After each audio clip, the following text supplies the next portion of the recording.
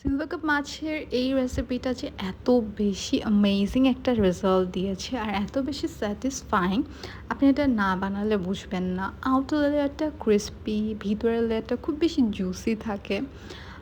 প্রত্যেকটা বাইট আপনার কাছে খুব বেশি ইয়াম্মি লাগবে।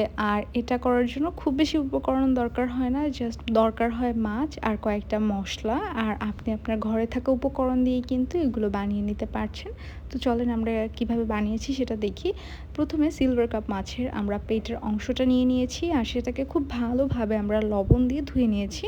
ভালোভাবে মাছটাকে ওয়াশ করে নেবেন। তারপরে আমরা এখানে দিচ্ছি হলুদের গুঁড়া কালারের জন্য, লবণ পরিমাণ অনুযায়ী।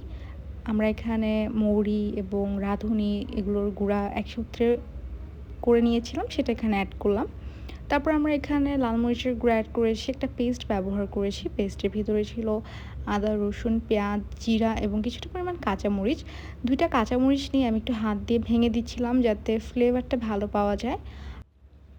কাঁচামরিচটা ঝাল এবং ফ্লেভার দুইটা দিতেই আমাদেরকে হেল্প করবে।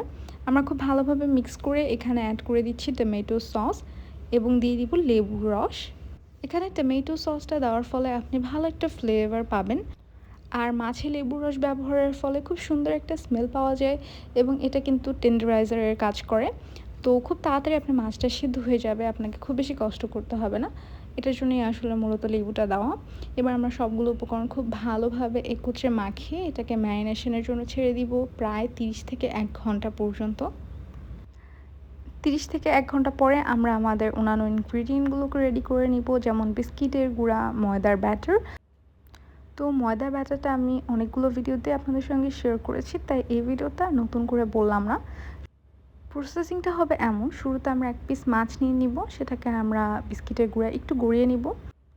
গড়িয়ে নেওয়া মাছটাকে আমরা ময়দার ব্যাটারে ডুবাবো। তারপরে আমরা এগেইন বিস্কিটের গুঁড়ায় গড়িয়ে নিব, তাহলে কোটিংটা ভালো হবে।